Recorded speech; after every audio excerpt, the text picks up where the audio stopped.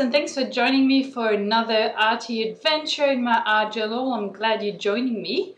And I'm going to start with the comic book page that I had left over from a previous tutorial. Just check my YouTube channels to see the full tutorial for the comic book pages. So what I'm going to do is just tear off little strips of this colorful page because the colors are really pretty, and just adhere them with gel medium all over my page.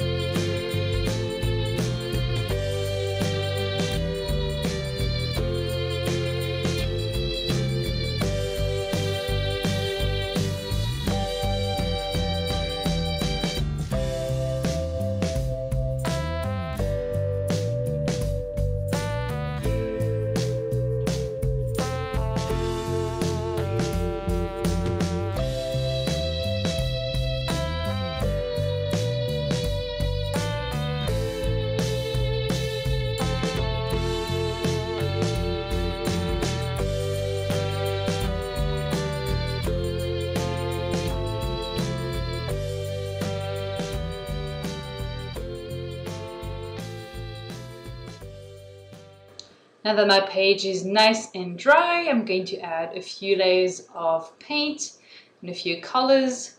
First of all, just this sort of ivory color, so I can sort of tone down some of areas and fill in some of the white background. As you notice, I already had some pink painted there. It was just some leftover paint from a previous project. So adding a few more colors and just not worrying too much about it. Just try not to cover all the bits of comic book pages basically, so I don't lose all those colors, but it doesn't matter too much. I still gonna go over them a little bit.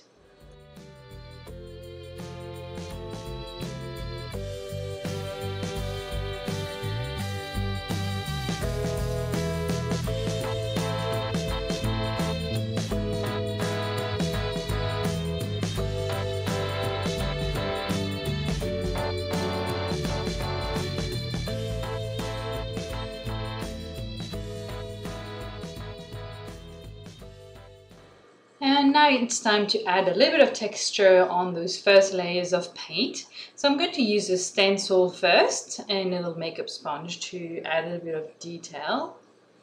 And then I'll use my catalyst tool to add a bit more of grungy texture, I guess you could call it.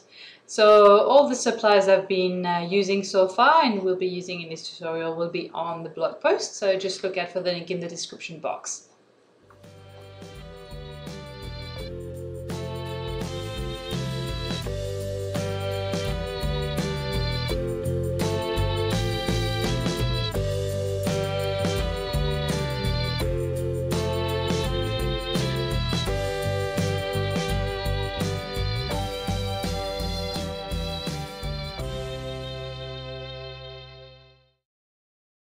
Now I want to add a few details and a bit more texture as well. So I'm using a stamp and an ink pad, just in a sort of a purpley color, because I already have some pinkish sort of purpley tones in the background. So it will look nice without contrasting too much, you know, if I was to use a dark gray or a black, for instance.